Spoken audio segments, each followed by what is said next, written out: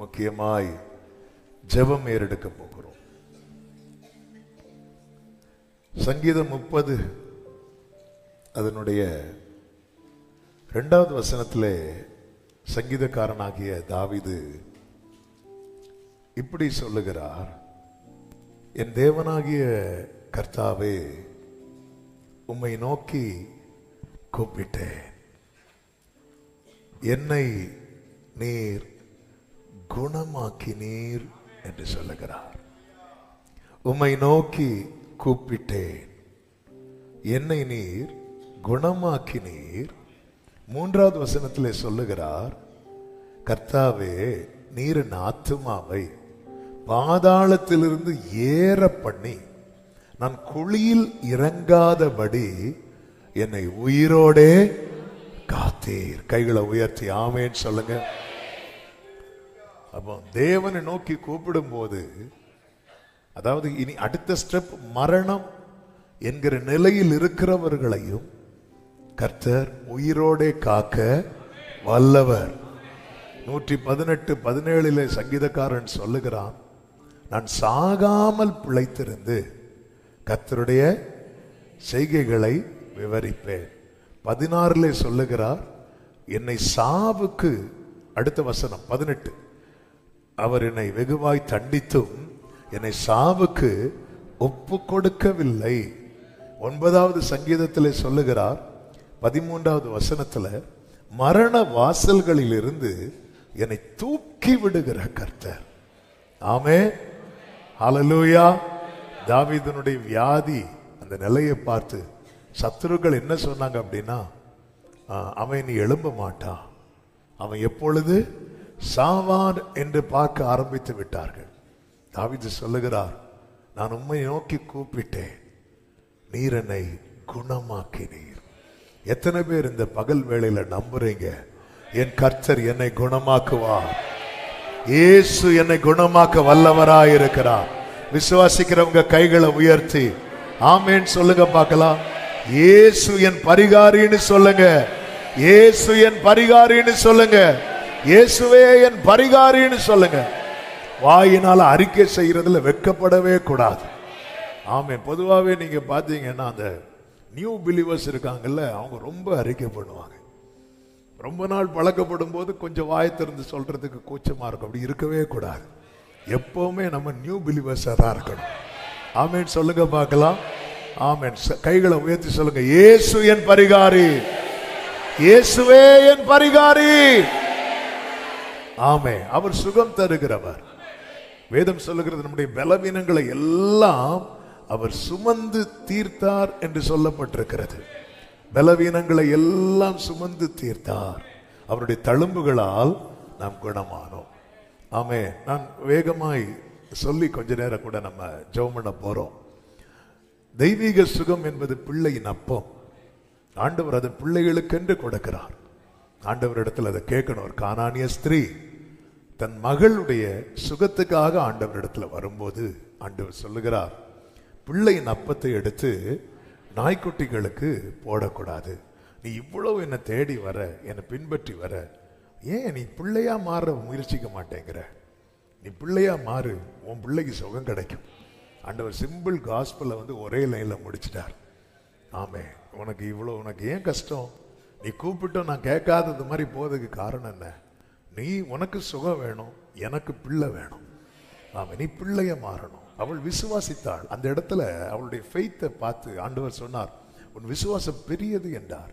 ஒருத்தங்க ஆண்டவர் மேல எவ்வளவுக்கு விசுவாசம் வைக்கிறாங்களோ அவங்களுக்கு அந்த கிருபையை கர்த்தர் கொடுக்கிறார், பிள்ளைங்கிற அதிகாரத்தை கர்த்தர் கொடுக்கிறார். நான் நம்புறேன் அந்த இடத்துல கர்த்தர் அவளை பிள்ளையாக்கி சுகத்தை கொடுக்கிறார். ஆமென். இயேசுவின் இடத்துல ஒருவேளை இன்னைக்கு தான் ஃபர்ஸ்ட் டைமா நீங்க காஸ்பல் கேட்குறீங்க, ஆண்டவர் ஒரு சுகம் தருவார்னு வந்திருப்பீங்க. நீங்க இயேசு உங்க வாழ்க்கையில சொந்த இரட்சகராக ஏற்றுக்கொள்ளுங்கள். இயேசுவே என் பாவங்களை மன்னியும், நீர் என் ஆண்டவர், நீர் என் இரட்சகர், உம்மை நான் ஏற்றுக்கொள்ளுகிறேன் என்று சொல்லி இயேசுவை உங்க வாழ்க்கையில சொந்த இரட்சகராக ஏற்றுக்கொள்ளுங்கள். தெய்வீக சுகம் பிள்ளையின் அப்பம். கர்த்தர் அதை உங்களுக்கு நிச்சயமாய் தருவார். ஆமென் சொல்லுங்க பார்க்கலாம். ஆமென். வியாதிகள் 4 விதங்கள்ல வேதத்தை பார்க்கும்போது வியாதி வருகிற சூழ்நிலை 4 விதமாய் சொல்லலாம். ஒன்று இயற்கையாய் வருகிற வியாதி. ஏன்னா நம்ம சரீரம் பலவீனம் உள்ளது. இயற்கையாக வருகிற வியாதி. சளி டைம்ல எல்லாருக்கும் என்னதான் வரும்? சளி வரதான் செய்யும். இயற்கையாக வருகிற கோவிட் வந்துச்சுல்ல, அது எல்லாரும் தான் பாதிக்கப்பட்டாங்க. ரட்சிக்கப்பட்டவங்க பாதிக்கப்பட்டாங்க, ரட்சிக்கப்படாதவங்க பாதிக்கப்பட்டாங்க. ஆண்டவரை ஏற்றுக்கொண்டவங்க, ஏற்றுக்கொள்ளாதவங்க, தேவன் இல்லை என்று சொல்லுகிறவர்கள், தேவன் ஒருவர் உண்டு என்று எல்லாருமே பாதிக்கப்பட்டாங்க. ஆமே. அப்போ இதுக்கு இயற்கையா வருகிற வியாதிக்கு இயற்கையாகவே மருந்துகளும் இருக்கிறது. இயற்கையாகவே மருந்துகளும் இருக்கு. பிணியாளிக்கு வைத்தியன் தேவை என்று ஆண்டவரே சொல்லி இருக்கிறார். அந்த வியாதியிலையும் மருந்துகளாலும் குணமாக்க முடியாதவைகளும் இருக்கிறது. டாக்டர்ஸ் லாஸ்ட் வர ட்ரை பண்ணி முடியாதுன்னு சொல்லி விட்ட கேஸ்லாம் இருக்கிறது. இந்த 12 வருட பெரும்பாடுள்ள ஸ்திரீ, அவளுக்கு மெடிசின்களை கியூர் பண்ண முடியும். அப்படிப்பட்ட வியாதிக்கு மெடிசின் இருக்கு, ஆனா அவளுக்கு கியூர் ஆகலை. அது ரொம்ப நீண்டு விட்டது. அவள் எல்லாத்தையும் செலவழிச்சு பார்க்கிறா, முடியல. ஆமே. இப்படிப்பட்ட வியாதிகளுக்கும் பரிகாரம் யார்கிட்ட இருக்கும் அப்படின்னா இயேசு கிட்ட உண்டு. இயேசு கிட்ட உண்டு. ஆமா. இயற்கையா வருகிற வியாதிக்கு மெடிசின்ஸும் இருக்கிறது. அதுலயும் எக்ஸ்ட்ரீமா போகிறதுக்கெல்லாம் மெடிசின் வேலைக்கு ஆகாது. சுகம் யார்கிட்ட தான் வரணும் அப்படின்னா கர்த்தரிடத்துல. அடுத்து இருக்கு பாருங்க, பாவத்தினால் வருகிற வியாதி. இந்த பாவத்தினால் அக்கிரமத்தினால் வருகிற வியாதிக்கு மெடிசின் கிடையாது. அதுக்கு ஒரே ஒரு மெடிசின் தான் இருக்கிறது. கர்த்தர் நம்முடைய அக்கிரமத்தை மன்னிக்கணும். இந்த பாவத்தினால் அது சின்ன தலைவலியா கூட இருக்கலாம். தலைவலிக்கு மெடிசின் நிறைய இருக்கு. ஆனா இந்த தலைவலி இயற்கையா வந்துச்சுன்னா அந்த மெடிசின் போட்டா கேட்கும். இது என்னுடைய பாவத்தினால வந்துச்சு அப்படின்னா அந்த மெடிசின் போட்டா கேட்காது. அதனாலதான் சில எல்லாம் சொல்லுவாங்க, எல்லாருக்கும் குணம் ஆகுது, இவங்களுக்கு மட்டும் குணம் ஆக மாட்டேங்குது. அது மருந்துக்கு எஃபெக்ட் இல்லை, அது நம்ம பாவத்துக்கு எஃபெக்ட்.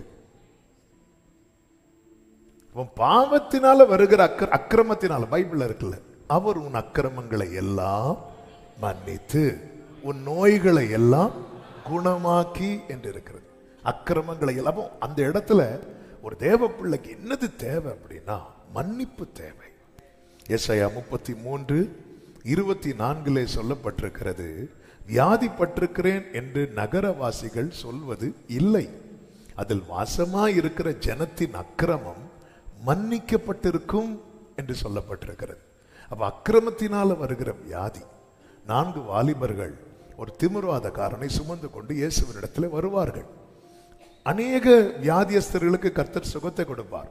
அப்படின்னா நீ பார்வையடைவாயாக, செவிகள் திறக்கப்படுவதா, இப்படி எல்லாம் தான் சொல்லுவார். ஆனா இவனுக்கு மட்டும் என்ன சொல்லுவார் அப்படின்னா, உன் பாவங்கள் உனக்கு மன்னிக்கப்பட்டது அப்படின்னு சொல்லுவார். உன் பாவங்கள் உனக்கு மன்னிக்கப்பட்டது. அந்த இடத்துல எல்லாருக்கும் அது ஒரு பெரிய கேள்வி ஆயிட்டு. அப்போ இந்த பாவத்தினால் வருகிற வியாதி இருக்கிறது, பலவீனங்கள் இருக்கிறது. அது நம்முடைய பாவங்கள் மன்னிக்கப்படும் போது பாருங்க. ஆமே. சிலர் பாருங்க, சிலரை வேதனைப்படுத்தி இருப்பாங்க, பின்னாட்கள்ல அந்த பாடுகளை அனுபவிப்பார்கள். அதுல இருந்து அவங்க உணர்த்தப்பட்டு அந்த நபரை கூட்டு மன்னிப்பு கேட்டு விடுதலை பெற்றவங்க சாட்சி நிறைய இருக்கு. இது ஒரு புறம் இருக்கு. இன்னொரு புறம் பாருங்க, சிலரை மன்னிக்க முடியாம மனதில் அந்த காரியத்தை வைத்து வைத்து வைத்து வைத்து என்ன ஆயிட்டாங்க அப்படின்னா சிக்காயிருவாங்க. கடந்த நாள்ல கூட அந்த சாட்சியை சொன்னேன். ஒருத்தங்களுக்கு திடீர்னு தலைமுடி, ஒரு சகோதரிக்கு, ஒரு 45 வயது சகோதரி, திடீர்னு தலைமுடி எல்லாம் கீழே ஒரு சைடு ஃபுல்லா அப்படியே கிளீன் ஷேவ் பண்ணது போல மொத்த முடியும் போயிட்டு. ட்ரீட்மெண்ட் பண்ணி பார்த்தா முடியாது, அதுக்கு ஏதோ டிசீஸ் சொன்னாங்க. அப்படி இருக்கும்போது தான் இன்னொரு சகோதரி சொல்லி, நீங்க ஊழியெல்லாம் பண்றவங்க தானே, மன்னிப்பை பத்தியெல்லாம் பேசுறீங்களே, நீங்க யாராவது மன்னிக்காம இருக்கிறீங்களா? நீங்க இப்படி மன்னிக்காம இருந்துட்டு அது கூட இந்த டிசீஸுக்கு காரணமா இருக்கலாம்ல அப்படி சொல்லும் போது இவங்க ஆண்டவர் சமூகத்தில் இருந்து அழுது பல வருடமாய் மன்னிக்காத அந்த நபரை இவங்க மன்னித்து கரெக்டா 5 நாள்ல முடி வளர ஆரம்பிச்சிட்டாங்க. அவங்க இந்த 2 போட்டோவையும் காட்டுறாங்க. இது கேட்கறதுக்கு ஒருவேளை வேடிக்கையா இருக்கலாம், இந்த லிவிங் டெஸ்டிமனி இங்கே இருக்கிறாங்க. இன்னொரு சகோதரி ஒரு குறிப்பிட்ட ஊருக்கு போயிருந்த 8 வருட இருதய பலவீனத்தில் இருந்துட்டு இருந்தாங்க. அவங்க ஒரு நபரை மன்னித்ததும், எவ்வளோ ட்ரீட்மெண்ட் பார்த்துருப்பாங்க, மன்னித்ததும் அந்த பலவீனம் எங்க போச்சுன்னே தெரியலையா. ஆமே. நம்முடைய பாவத்தினால் வருகிற சின்ன பலவீனமா தான் இருக்கும், ஒரு சின்ன புண்ணா இருக்கும், மெடிசின் போட்டா ஆறாது. ஒரு தேவ பிள்ளை, அதனாலதான் வேதம் சொல்லுகிறது, ஆவிக்குரியவன் எல்லாவற்றையும் நிதானிக்கிறான். எதனால் இந்த வியாதி வருகிறது? இது இயற்கையா வருகிறதா, இல்லை என் பாவத்தினாலே என் அக்கிரமத்தினாலே வருகிறதா? இதை ஒரு தேவ பிள்ளை உணரணும்.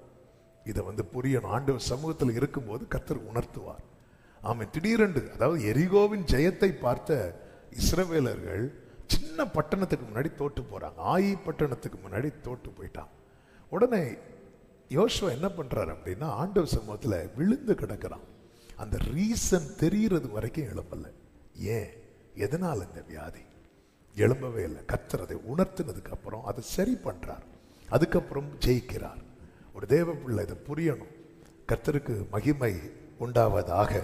அவர் உன் அக்கிரமங்களை எல்லாம் மன்னித்து, சங்கீதம் 103:3, அவர் உன் அக்கிரமங்களை எல்லாம் மன்னித்து உன் நோய்களை எல்லாம் குணமாக்கி உன் பிராணனை அழிவுக்கு விலக்கி மீட்டு உன்னை கிருபையினாலும் இரக்கங்களினாலும் முடிசூட்டி நன்மையினால் உன் வாயை திருப்தியாக்குகிறார். அடுத்த வார்த்தை என்ன தெரியுமா? கழுகுக்கு சமானமாய் உன் வயது திரும்ப, எல்லாரும் சொல்லுங்க, திரும்ப, எல்லாரும் சொல்லுங்க, திரும்ப வால வயது போல. இத கர்த்தர் செய்ய முடியும் நம்புறவங்க கைகளை உயர்த்தி. நாகமான் அப்படிங்கிற ஒரு சீரிய நாட்டு தளபதி இருந்தான். அவனுடைய சரீரத்தில் என்ன வியாதி தெரியுமா? குஷ்டரோகம். அப்படி இருக்கும்போது அங்க சிறைப்பிடிக்கப்பட்டு கொண்டு வரப்பட்ட ஒரு சின்ன பிள்ளை இவங்க வீட்டில் வேலை பார்த்துட்டு இருக்கிற. அவ சொல்ற, எங்க ஊர்ல ஒரு தீர்க்கதரிசி இருக்கிறார், நீங்க அங்க போயிட்டீங்கன்னா அவர் உங்களை குணமாக்குவார். அந்த சின்ன பிள்ளைக்கு தெரிஞ்ச காஸ்பலை சொல்றா. இவர் நேரா போறார், தீர்க்கதரிசி கிட்ட போறார். போனதும் அவர் சொல்லுவார், போய் யோர்தான்ல போய் 7 தடவை முங்கி எழும்பணும். இவருக்கு கோவம் வந்துட்டு, இவருக்கு நான் என்ன நினைச்சேன்னா, அவர் வெளியே என்ன மேல இருந்து கீழே வர தடவுவார். ஒண்ணு தடவணும் வேற. அதாவது நம்ம மனசுல ஒண்ணு நினைச்சிட்டு போகும் பாருங்க, இப்படி செய்வார் அப்படி செய்வார். என் நினைவுகள் அல்ல உங்கள் நினைவுகள், என் வழிகள் அல்ல உங்கள் வழிகள். உடனே அவருக்கு அவ்வளவு கோவம். எங்க ஊர்ல குளம் இல்லைன்னா சிலர்கிட்ட ஞான ஸ்நானம் எடுங்கன்னு சொன்னா அப்படிதான் சொல்லுவாங்க. நாங்க சின்ன வயசுல குளத்துல தான் குளிக்கிறது. குளிக்கிறதுக்காக நாங்க குளிப்பாட்டியே விடுறோம். ஞான ஸ்நானம் எடுங்கன்னா அது எங்க ஊர்லயே நாங்க. அப்புறம் தான் ஒரு வேலைக்காரன் சொல்றான், ஐயா வேற எதையாவது சொல்லியிருந்தா செஞ்சிருப்பீங்கல்ல, 2 பேர் தலையை எடுத்துட்டு வான்னு சொன்னா கூட எடுத்துட்டு வந்து. இது 7 தடவை முங்கிட்டு தானே, முங்கிதான் பார்ப்போமே, என்ன குறைஞ்சி போயிட போகுது. அவர் அந்த நாகமான் அப்படி முங்கி எழும்பும் போது வேதம் சொல்லுகிறது 2 ராஜாக்கள் 5:14, அவன் மாம்சம் ஒரு சிறு பிள்ளையின் மாம்சத்தை போல மாறி அவன் சுத்தமானான் என்று சொல்லப்பட்டிருக்கிறது. அப்போ அவன் மாம்சம் எப்படி மாறுதான்? ஒரு அப்போ கர்த்தர், அதாவது ஒரு கலங்கி ஓடுகிற தண்ணீர்ல ஒருத்தன் முங்கி எழும்பும் போது கர்த்தர் இப்படி ஒரு வல்லமையான விடுதலை கொடுப்பார் என்றால், அவருடைய இரத்தத்துக்குள்ள இருக்கிற சபையை எத்தனை பேர் நம்புறீங்க? கர்த்தர் புதிய அவயவத்தையும் சிருஷ்டிக்க வல்லவராய் இருக்கிறார். ஆமென். இதை நீங்க எவ்வளவுக்கு விசுவாசித்து அறிக்கை செய்ய முடியுமோ அறிக்கை செய்யணும். அப்ப இந்த இடத்துல ஒரு சிருஷ்டிப்பின் கிரியை நடக்கிறது. அந்த சிருஷ்டிப்பின் கிரியை இங்க நடக்கிறதுக்கு என்ன செய்யணும் அப்படின்னா, நம்ம நிறைய நினைச்சிருப்போம், ஆண்டவர் என்னை இப்படி தொடுவாரு, என்ன அல்லது டச் அப்படிம்பாரு, உடனே நான் பொத்துன்னு எழும்பும் போது நான் பீட்டரா மாறிடுவேன். அப்படி இல்லை. ஆண்டவர் நீங்க எப்படி வச்சிருக்கிறீங்க, நீங்க எப்படி வச்சிருக்கிறீங்க, அவர் சொல்லுவார், ஆமா இதை பண்ணு, உடனே அதை பண்ணணும். உடனே நான் அப்படி நினைக்கலையே, நான் என்ன நினைச்சேன்னா, அவன் வந்த உடனே இப்படி கையை உயர்த்தினோடனே எனக்கு வியாதியெல்லாம் பாய் அப்படி சொல்லிட்டு போயிடும் நினைச்சேன். ஆனால் அது போக மாட்டேங்குது. இல்லை, கர்த்தர் என்ன சொல்றார் இந்த இடத்துல? நாகமான் ஒரு நாகமானுக்கு அவன் மீட்கப்பட்டவன் கிடையாது. அவன் தெய்வீக சுகம், பிள்ளையின் அப்பம், பிள்ளையின் அப்பத்துக்கு தகுதி உள்ளவன் கிடையாது அவன். ஆனாலும் அவனுக்கு சொல்லப்பட்டதை அவன் செய்த போது அவன் சரீரத்துல ஒரு குழந்தைய போல, ஒரு சிறு பிள்ளை அப்படின்னா எல்லாமே ஃப்ரெஷ்ஷா இருக்கு. அதாவது எப்படி இருக்கு அப்படின்னா, ஒரு சின்ன பிள்ளைனால எல்லாருக்கும் என்ன தோணும்? தூக்க தோணும். அவன் சரீரம் இப்போ இதுக்கு முன்னாடி எப்படி இருந்துச்சு? குஷ்டரோகம். யாருக்கும் அவனை என்ன செய்ய தோணாது? தொட தோணுது. இப்போ அவனை பார்த்தாலே எல்லாருக்கும் என்ன தோணுது தெரியுமா? இதான் கர்த்தர் கொடுக்கிற சுகம். உன்னை தொட விரும்பாதவங்க கூட உன்னை தொடரணும்னு நினைப்பாங்க. இதுதான் கர்த்தர் கொடுக்கிற சுகம். ஒரு சின்ன பக்கத்துல வேலைக்கார, சார் ஒருக்க தொடட்டுமா, தொடட்டுமா? இதுக்கு முன்னாடி தொட்டா என்ன ஆயிரும்? அது ஸ்ப்ரெட் ஆகும், அது பரவிரும். ஆனா ஆண்டவர் கொடுத்த விடுதலை, அவர் நாகமா இன்னைக்கு இல்ல, ஆனா நாகமானுக்கு சுகத்தை கொடுத்தவர் இன்று உயிரோடு இருக்கிறார். ஆமென் சொல்லுங்க பார்க்கலாம். கர்த்தருக்கு மகிமை உண்டாவதாக. அப்போ இந்த அக்கிரமத்தினால மீறுதல் அந்த இடத்துல கர்த்தர் என்ன சொல்றாரோ அதை அப்படியே ஒபே பண்ணிடணும். இதுக்கு பழகணும். கர்த்தர் விடுதலை தருவார். மூன்றாவது வருகிற வியாதி பிசாசினால. பிசாசு கொண்டு வருகிற பலவீனம், அது போராட்டம், அது பலவீனப்படுத்தும் ஆவி. ஒரு சகோதரி தேவாலயத்தில் இருந்தாள். அவள் எத்தனை வருடம் கூனியா இருந்தால் தெரியுமா? 18 வருடம். அந்த 18 வருட கூனிய கர்த்தர் கூப்பிட்டு என்ன சொல்றார் அப்படின்னா, தொட்டு நீ உன் பலவீனத்தினின்று விடுவிக்கப்பட்டாய் சொன்னது. அவன் நிமிர்ந்து தேவனை மகிமைப்படுத்தினான். நல்ல கவனிங்க. அப்போ பிசாசினால வருகிற பலவீனம், உடனே அந்த ஜெபாலய தலைவன் சொல்லுவான், அது எப்படி நீங்க ஓய்வு நாள்ல குணமாக்கலான்னு சொல்லும் போது இயேசு என்ன சொல்லுவார் தெரியுமா? சாத்தான் இவளை 18 வருஷம், லூக்கா 13:16 வாசியுங்கள். லூக்கா 13வது அதிகாரம் 16வது வசனம். இதோ சாத்தான் 18 வருஷமாய் கட்டியிருந்த ஆபிரகாமின் குமாரத்தியாகிய இவளை ஓய்வு நாளில் இந்த கட்டிலிருந்து அவிழ்த்து விட வேண்டியதில்லையா என்றார். 18 வருஷமா கட்டி இருந்த. அப்போ பிசாசின் கட்டிலிருந்து விடுதலை தர யாருக்கு மட்டும்தான் முடியும்? ஜெபாலய தலைவனுக்கு முடியாது, இயேசுவுக்கு மட்டும்தான் முடியும். அவருடைய ஒரு தொடுதல் போதும், 18 வருஷ கட்டு ஒண்ணும் இல்லாம ஆகும். நம்ம பாடணும், உங்க வல்லமைகள் குறைந்து போகவில்லை, உங்க உயிர்த்தெழுதல் மகிமை மாறவில்லை, உங்க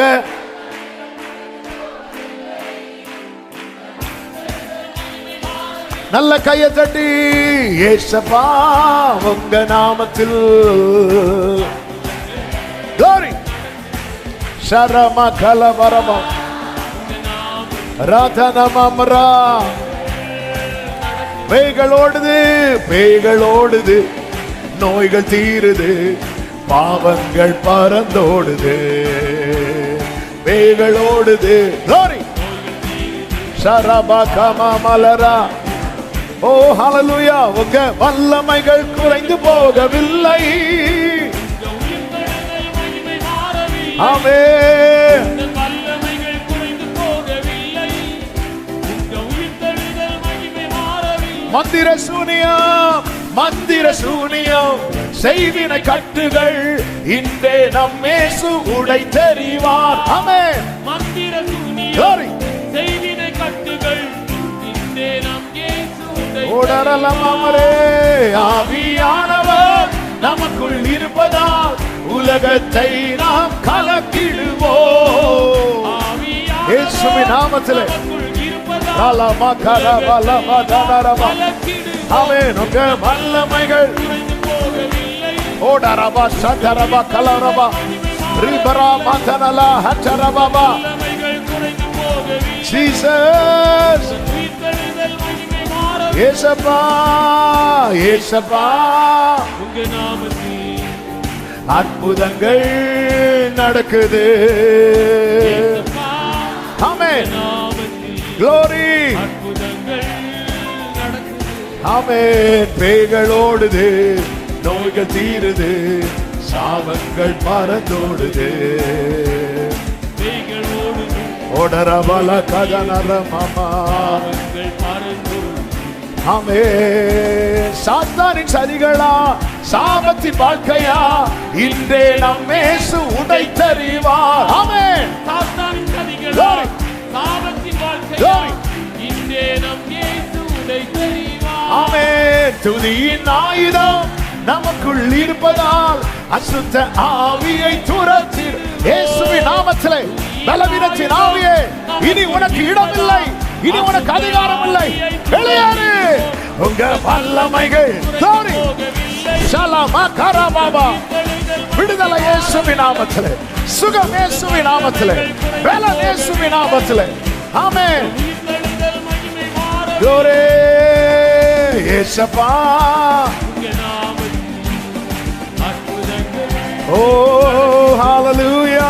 இயேசுவா உங்க நாமத்தில் ஆமென் ஆமென். பேய்களோடுது, பாவங்கள் பறந்தோடுது, பேய்கள் ஓடுது, நோய்கள் தீருது, பாவங்கள் ஆமென். ஹalleluya ஹalleluya ஹalleluya. அப்போ இந்த மாதிரி போராட்டங்கள், பலவீன போராட்டங்கள் வரும்போது நீங்க ஸ்கேன்ல எல்லாம் பாத்தீங்கன்னா எல்லாம் நார்மல் தான் வரும், எல்லாமே நார்மல் தான் வரும். என்னெல்லாமோ நீங்க எந்த ஹாஸ்பிட்டல்ல போய் யாரும் இந்த இடத்துல ஒரு தேவ பிள்ளை போராடி அதை ஜெயிக்கணும். ஆமென். அந்த 18 வருட கூனி ஆகிய ஸ்திரீ, அவளுக்கு கொஞ்சம் நிமிர முடியலைன்னாலும் சமூகத்தை விட்டு விலகல. அவளுக்கு தெரியும் அவன் தோற்றவன், அவன் எவ்வளவுதான் அவன், அதாவது எனக்கு வர வேண்டியதை ஒருவேளை அவனால டிலே பண்ண முடியுமே தவிர தடுக்க முடியாது. காரணம் அவன் தோற்றவன். அவன் சரித்திரத்துல ஜெயம் என்ற வார்த்தை கிடையாது. நான் யாரை ஆராதிக்கிறேனோ அவர் ஜெயித்தவர். ஆமே. நமக்கு வர வேண்டியதை சில நேரம் அவன் என்ன பண்ணலாம், டிலே பண்ணலாம். தானியேலுக்கு 9வது அதிகாரத்துல அவன் வேண்டிக் கொள்ள தொடங்கும் போதே கட்டளை வருது. 10வது அதிகாரத்துல பாத்தீங்கன்னா அப்படிதான் வந்துச்சு. ஆனா பெர்சியா நாட்டு அதிபதி மீகாவேல் சொல்வார், 21 நாள் என்னோட கூட போராடிட்டு இருந்தான். 21 நாள். மீகாவேல் இல்ல, கர்த்தருடைய தூதன். அந்த வசனத்தை பாருங்க, தானியேலின் புஸ்தகம் 10வது அதிகாரம்.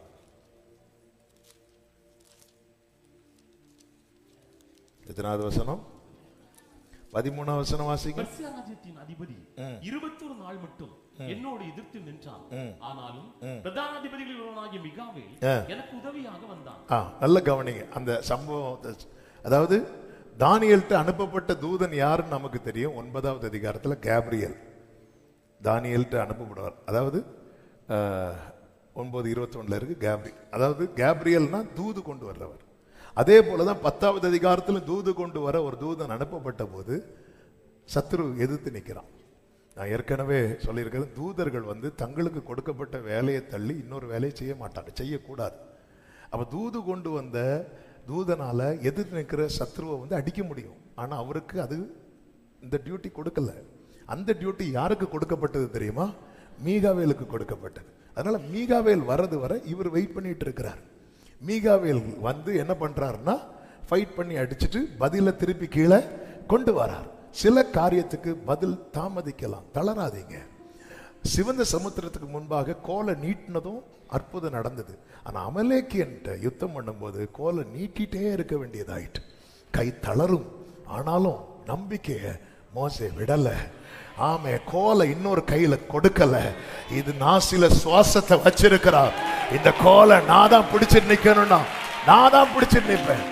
நீங்க அப்படி நின்று பாருங்க. உங்களுக்கு உதவும்படிக்கு ஆரோனை ஊரை அன்னைக்கு மோசைக்கு அனுப்பினது போல உங்களுக்கு உதவும்படி கர்த்தர் தம்முடையவர்களை ஏற்படுத்தி தருவார்.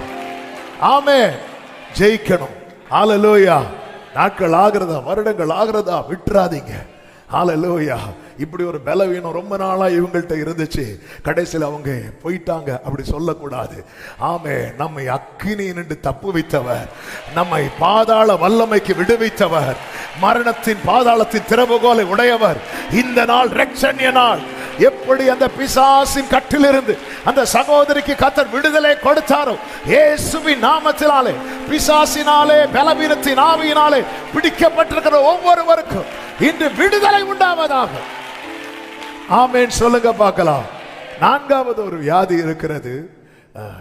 வியாதினா வியாதி டைப்ல 4வது விதமாக கர்த்தர் அனுமதிக்கிறது. 2 காரியத்துக்காய் கர்த்தர் அனுமதிப்பார். கொஞ்சம் பயமா இருந்தாலும் பொறுத்துக்கோங்க. ஒன்று, நம்மை திருத்துவதற்கு. இவன் பவுல் லைஃப்ல ஆண்டவர் ஒரு பலவீனத்தை அனுமதித்தார். அதை பவுல் எப்படி சொல்றாருன்னா, நான் என்னை உயர்த்தாதபடிக்கு.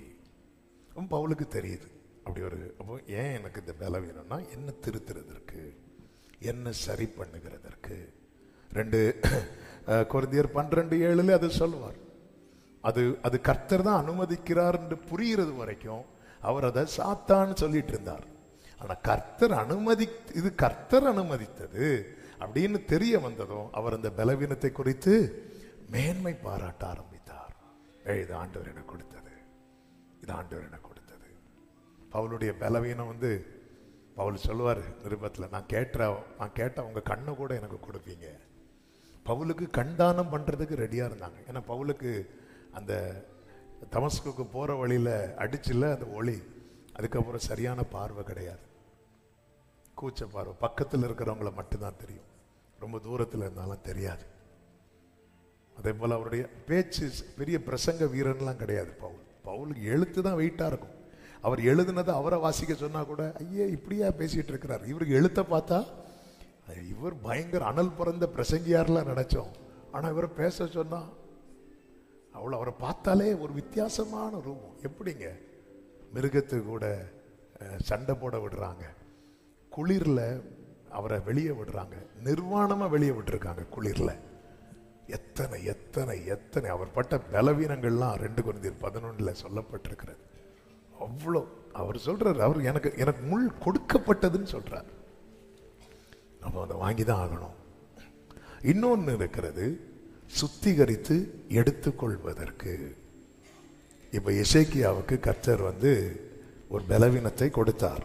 அது என்ன பலவீனம் அப்படின்னு எசையா 38:1 சொல்லப்பட்டிருக்கிறது. அந்நாட்களில் எசேக்கியா வியாதிப்பட்டு மரணத்துக்கு ஏதுவாய் இருந்தான். அப்பொழுது கர்த்தர் தீர்க்கதரிசியை அனுப்பி என்ன சொல்லி இருக்கணும்? இங்க பாருப்பா, எந்த வியாதியா இருந்தாலும் உன்னை சுகமாக்குவேன்னு சொல்லியிருக்கணும். ஆனா ஆண்டவர் அப்படி சொல்லல. என்ன சொல்லுகிறார் பாருங்கள், வாசிங்கள். ஆமோத்சின் குமாரனாகிய ஏசாயா என்னும் தீர்க்கதரிசி அவனிடத்தில் வந்து அவனை நோக்கி, நீர் உமது வீட்டு காரியத்தை ஒழுங்குபடுத்தும், நீர் பிழைக்க மாட்டீர், மரித்து போவீர் என்று கர்த்தர். இப்ப கர்த்தருக்கு இந்த வியாதியிலிருந்து சுகமாக்க முடியுமா? முடியும். அதுக்கு அடையாளம் தான் அடுத்து அவர் அழுது வாங்குவார்.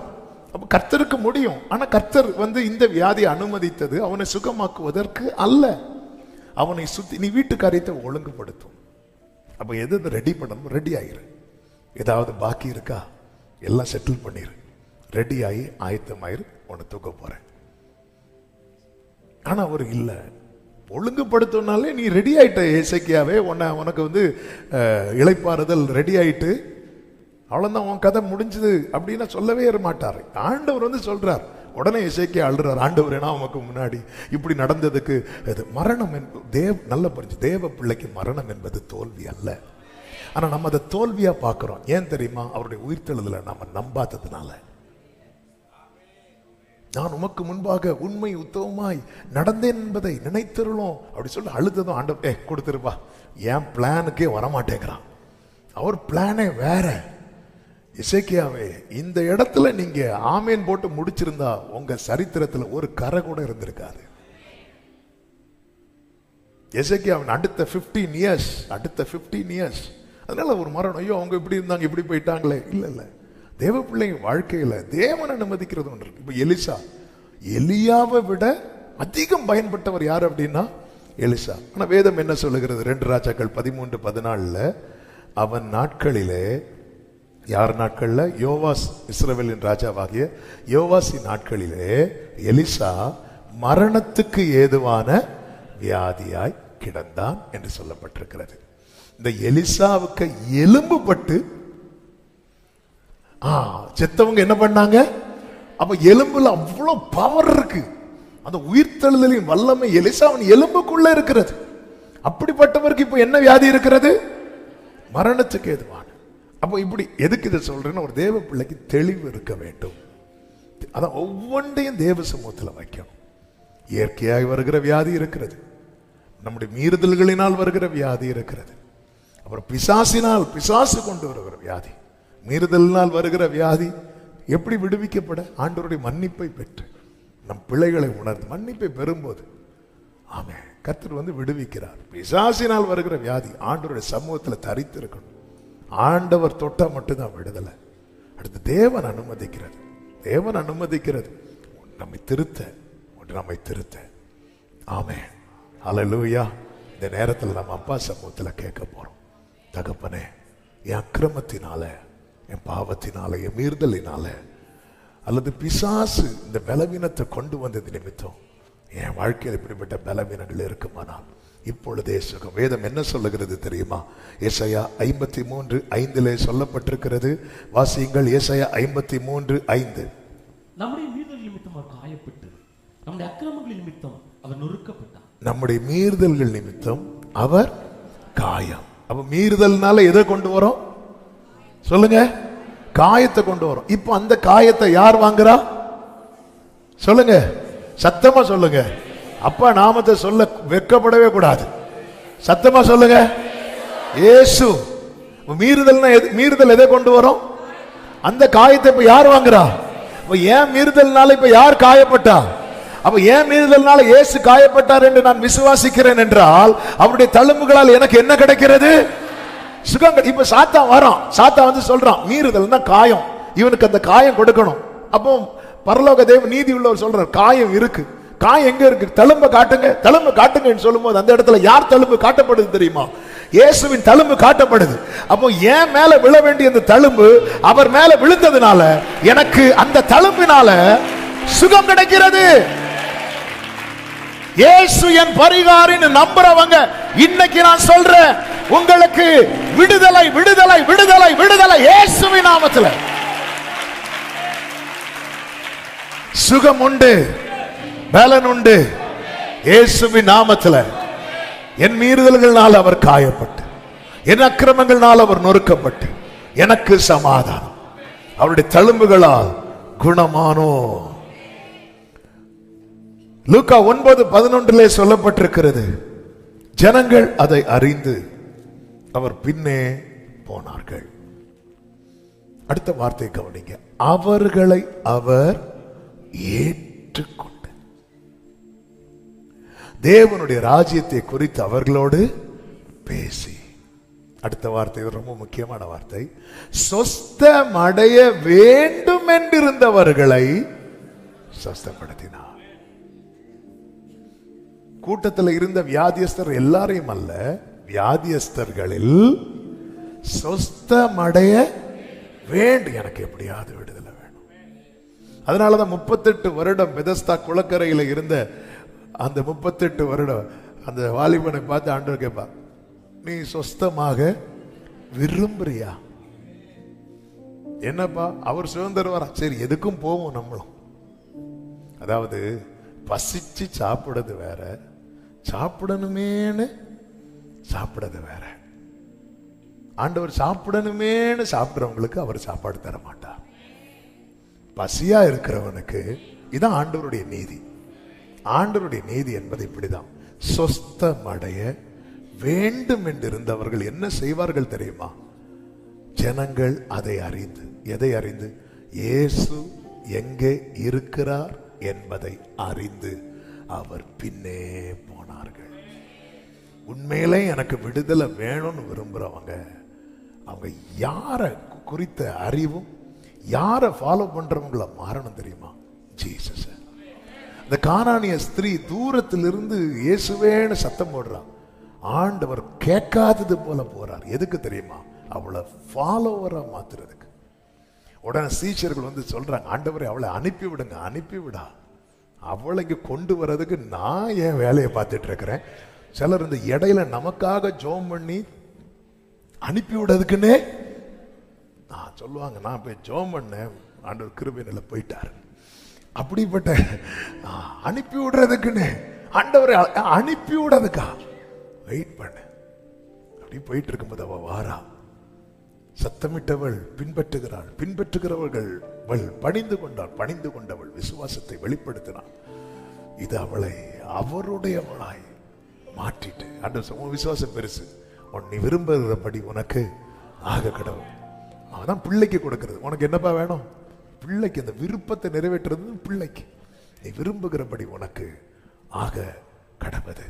சொஸ்தமடைய வேண்டும் என்றிருக்கிறவர்கள் நம்ம இப்ப ஜெபிக்க போறோம். ஒரு சில நிமிடங்கள் கண்களை மூடி, முடிந்தால் முழங்கால் படியிட்டு, ஆண்டவரே, ஆண்டவரே, எல்லாவற்றுக்கும் பரிகாரி நீங்க தான். இயற்கையாய் வருகிற வியாதி ஆனாலும், அக்கிரமத்தினால் வருகிற வியாதி ஆனாலும், பிசாசின் கட்டுகளினால் வருகிற வியாதியா? நீங்க தொட்டா போதும், நீங்க பார்த்தால் போதும், நீங்க சொன்னா போதும். எத்தனை பேர் இந்த பகல் வேளையில விசுவாசிக்கிறீங்க? என் ஆண்டவர் என்ன பார்த்தாலே எனக்கு சுகம் கிடைக்கும், என் ஆண்டவர் ஒரு வார்த்தை சொன்னாலே எனக்கு சுகம் கிடைக்கும், ஆண்டவர் என்னை தொட்டாலே சுகம் கிடைக்கும். ஆமீன். எனக்கு அந்த சுகம் வேண்டும் அப்படின்னு கேட்கிறவங்க மட்டும் வலது கரத்தை உயர்த்தி இடது கரத்தை இருதயத்தில் வைத்து, எனக்கு அந்த தெய்வீக சுகம் அப்பா என்னை பிள்ளை ஆக்கினீங்களேப்பா ஆண்டவரே, உம்முடைய வல்லமை என்னில் விளங்க, என்னில் கிரியை நடப்பிக்க, என்னில் ஏதாவது தடை இருக்குமானால் கிருபையாய் மன்னிப்பீராக, கிருபையாய் மன்னிப்பீராக, என் அக்கிரமங்களை எல்லாம் மன்னிப்பீராக, என் அக்கிரமங்களை எல்லாம் மன்னிப்பீராக. எனக்கு சுகத்தை தாங்கப்பா. எல்லாருக்கும் யாரையும் பார்க்காதீங்க, ஆன்லைன்ல பார்க்கிற சகோதரா சகோதரி, இந்த நேரத்தில் நீங்க ஊக்கமா ஜெபம் பண்ணுங்க. கர்த்தருடைய குணமாக்கும் வல்லமை உங்க வாழ்க்கையில உங்க குடும்பத்தில் விளங்குவதற்கு ஏதாவது தடை இருக்குமானால் இயேசுவின் நாமத்திலே அது இப்பொழுது விலகி போவதாக, விலகி போவதாக, விலகி போவதாக. சுகம் உண்டாகட்டும், சௌக்கியம் உண்டாகட்டும், பலன் உண்டாகட்டும் இயேசு கிறிஸ்துவின் நாமத்திலே. எல்லாரும் ஜெபம் பண்ணுங்க, எல்லாரும் ஜெபம் பண்ணுங்க, எல்லாரும் ஜெபம் பண்ணுங்க, எல்லாரும் ஜெபம் பண்ணுங்க.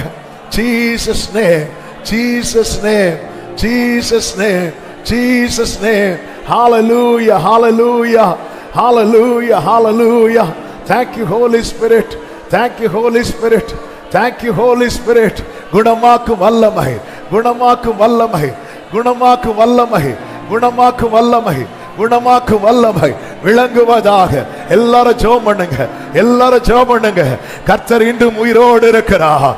இயேசுவின் நாமத்தில் எந்த பகுதியில் வியாதி இருக்கிறது அங்கே கை வைத்து ஜெபம் பண்ணுங்க. அவர் நம்முடைய சொஸ்தமாக வேண்டும் என்று இருக்கிறவர்களை சொஸ்தப்படுத்துகிற தேவன் அவர். ஆமென். எந்த அவயவம் செயல்படாமல் இருக்கிறது ஆண்டவர்கிட்ட சொல்லுங்க.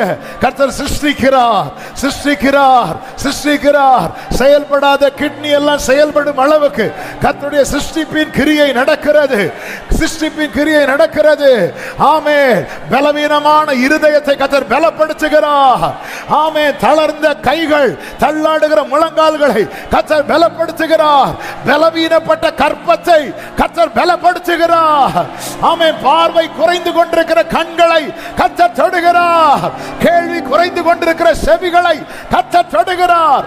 எந்த பகுதியில் உச்சம் தலை முதல் உள்ளங்கால் வரை கிரியை நடப்பிக்கிற வல்லமை உள்ள ஆண்டவரிடத்தில் கேளுங்கள். இந்த டைமை விட்டுறாதீங்க, இந்த தருணத்தை விட்டுறாதீங்க. கர்த்தருடைய குணமாக்கும் வல்லமை கிரியை செய்கிற வேளை இது, கிரியை செய்கிற வேளை இது. இன்னொரு டைம் செவிக்கலான்னு விட்டுறாதீங்க. இயேசுவின் நாமத்தில், இயேசுவின் நாமத்தில் சுகம் உண்டாவதாக, பலன் உண்டாவதாக, சௌக்கியம் உண்டாவதாக. ஏசப்பா, ஏசப்பா, சொஸ்தம் அடைய வேண்டும் என்றிருந்தவர்களை சொஸ்தப்படுத்தினவரே, இதோ உம்மண்டை வந்திருக்கிறோம். கிருபையா ஏற்றுக்கொண்டு, கிருபையா ஏற்றுக்கொண்டு சுகத்தை தாங்கப்பா, கிருபையா ஏற்றுக்கொண்டு சுகத்தை தாங்கப்பா. இயேசுவின் நாமத்தில், இயேசுவின் நாமத்தில் விடுதலை, விடுதலை, விடுதலை, விடுதலை. நாகமானுடைய சரீரம், யாரும் பார்க்க விரும்பாத சரீரம், எதற்கும் பயன்படுத்த முடியாத சரீரம், குஷ்டரோகம் உள்ள சரீரம், ஒரு சிறு பிள்ளையின் சரீரத்தை போல ஆண்டவரை மாற்றின வல்லவரே, இந்த நேரத்தில் சரீரத்தில் ஆண்டவரை ஏதாவது பகுதி அழுகியோ செயல்படாமலோ செத்தோ இருக்குமானால் இப்பொழுதே உயிர் தெழுந்த இயேசு கிறிஸ்துவின் வல்லமையுள்ள நாமத்திலே சுகம், சுகம், சுகம் உண்டாவதாக. Jesus name, Jesus name. இயேசுவின் நாமத்திலே சுகம். நீர் எப்படி செய்து விட்டு அதற்காய் ஸ்தோத்திரம். இந்த நேரத்தில் உங்களை சார்ந்த யாராவது பலவீனத்தோடு இருப்பாங்கன்னா இந்த நேரத்தில் கைகளை உயர்த்தி அவங்க பேரை சொல்லி ஜெபம் பண்ணுங்க. உங்க பிள்ளைங்க பலவீனத்தோடு இருக்கிறாங்களா? உங்க குடும்பத்தில் அடிக்கடி பலவீனம் வந்து ஒருவரை ஒருவர் தாக்கி கொண்டிருக்கிறதா? இந்த நேரத்தில் இயேசுவின் நாமத்தில் சொல்லி ஜெபம் பண்ணுங்க, ஜெபம் பண்ணுங்க. கர்த்தர் நல்லவர். ஒரே ஒரு தொடுதல் போதும். அவர் மேல அப்படி நம்பிக்கை வச்சு ஜெபம் பண்ணுங்க.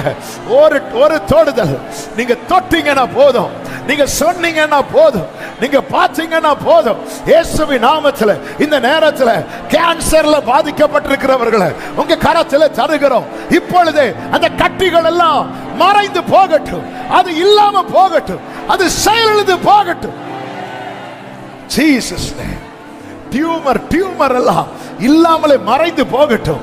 தலையில, முதுகுல, இருதயத்துல, வயிற்றுல, ஆண்டவரே ஆண்டவரே, ஒவ்வொரு பகுதியில் இந்த கட்டிகள் இயேசு கிறிஸ்துவின் நாமத்தில் மறைந்து போவதாக, மறைந்து போவதாக, மறைந்து போவதாக. இயேசுவின் நாமத்தில் விடுதலை, விடுதலை, விடுதலை, விடுதலை, விடுதலை. ஆண்டவரே, பிறப்பிலிருந்தே சரீரத்தில் பலவீனப்பட்டு கொண்டிருக்கிற சிறு பிள்ளைகளை உடைய கரங்களில் தருகிறோம். இப்பொழுதே ஆரோக்கியப்பட்டு பிழைக்கும்படிக்கு, ஆரோக்கியப்பட்டு பிழைக்கும்படிக்கு சுகம் உண்டாவதாக, சுகம் உண்டாவதாக, சுகம் உண்டாவதாக. ஓ தேங்க்யூ ஜீசஸ், தேங்க்யூ ஜீசஸ். பலவீனப்படுத்துகிற, பலவீனப்படுத்துகிற பலவீனத்தின் ஆவியை நம்ம எல்லாரும் சேர்ந்து கடிந்து அப்புறப்படுத்த போகிறோம். எல்லாரும் வலது கரத்தை உயர்த்தி பலவீனப்படுத்துகிற, பலவீனத்தை கொண்டு வருகிற தேவ பிள்ளைங்க வாழ்க்கையில, தேவ பிள்ளைங்க குடும்பங்கள்ல பலவீனத்தை மாறி மாறி கொண்டு வருகிற பலவீனத்தின் ஆவியை இயேசு கிறிஸ்துவின் நாமத்திலே சுட்டரிக்கிறோம், சுட்டரிக்கிறோம். வெளியேற இயேசுவின் நாமத்திலே, வெளியேற இயேசு கிறிஸ்துவின் நாமத்திலே. உனக்கு இனி அதிகாரம் இல்லை, உனக்கு இனி அதிகாரம் இல்லை. ஓ தெய்வீக சுகம், பிள்ளைகளின் அப்பம், பிள்ளைகளின் அப்பம். இயேசு கிறிஸ்துவின் நாமத்தில், இயேசு கிறிஸ்துவின் நாமத்தில் பலவீனத்தின் ஆவியே, உனக்கு இனி அதிகாரம் இல்லை, உனக்கு இனி அதிகாரம் இல்லை. எல்லையை விட்டு வெளியேறு, எல்லையை விட்டு வெளியேறு, எல்லையை விட்டு வெளியேறு இயேசுவின் நாமத்தில். பரலோக அக்கினி உன்னை சுட்டரிக்கிறது. வியாதி செயலிழந்து போகிறது, பலவீன கட்டுகள் உடைகிறது. Jesus name. இயேசுவின் நாமத்தில், இயேசுவின் நாமத்தில், இயேசுவின் நாமத்தில், இயேசுவின் நாமத்தில். எஸ் எஸ் எஸ் ஹalleluya. கர்த்தர் கிரியை செய்கிறார். சாத்தான் தோற்று போனான், அவன் வெட்கப்பட்டு திரும்புகிறான், அவன் வெட்கத்தோடு திரும்புகிறான். கரங்களை தட்டி அந்நிய பாஷை பேசு.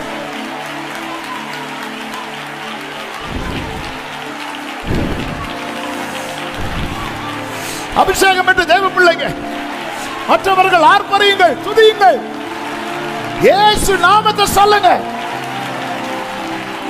கற்பம் திறக்கப்படுகிறது, மலடு மாறுகிறது. கர்த்தர் ஆயுசு நாட்களை பூரணப்படுத்துகிறார். ஓ ராதா நாலாபா ரீபாபாபா. விடுதலை இயேசுவின் நாமத்தில். பல நாட்களாய், பல மாதங்களாய், பல வருடங்களாய் படுக்கையில் இருக்கிறவர்கள் துள்ளி குதித்து எழும்புவார்களாக, எழும்புவார்களாக. Jesus name, Jesus name, Jesus name. இயேசுவின் நாமத்தில் விடுதலை, இயேசுவின் நாமத்தில் சுகம் உண்டு, பலன் உண்டு. நன்றி அப்பா, நன்றி ஆண்டவரே. அப்பா உமக்கு ஸ்தோத்திரம். நீ தந்த விடுதலைக்காய் ஸ்தோத்திரம், நீ தந்த சுகத்துக்காய் நன்றி. தாவீது இப்படி ஜெபிக்கிறான், பாதி வயதில் என்னை எடுத்து போடாதிரும் என்று. ஆமென். கைகளை உயர்த்தி இந்த பூமியில வாழும்படி நீர் நியமித்த நாள் வரை சுகபலத்தோடு வாழ கிருபை செய்யும். சங்கீதம் 102:23 தாவீது சொல்லுகிற, வழியிலே என் பலனை அவர் ஒடுக்கி என் நாட்களை குறுக பண்ணினார். அப்பொழுது நான், என் தேவனே, பாதி வயதில் என்னை எடுத்துக்கொள்ளாது, உம்முடைய வருஷங்கள் தலைமுறை தலைமுறையாக இருக்கும். பாதி வயதில் என்னை எடுத்து போடாது. ஆமென். ஆமே ஆமே ஆமே. சிலருக்கு பாருங்க லைஃப் டைம் ஃபுல்லா டேப்லெட் எடுக்கக்கூடிய வியாதி அவங்க சரீரத்தில் இருக்கும். இந்த நேரத்தில் எத்தனை பேர் விசுவாசிக்கிறீங்க? கைகளை உயர்த்தி அப்படிப்பட்டவங்களுக்காக செபிக்க போகிறோம். ஆண்டவர், இனி ஒரு செக்கப்ல டாக்டர் சொல்லணும், இனி டேப்லெட்டை குறைச்சிருங்க, இனி டேப்லெட் தேவையில்லை.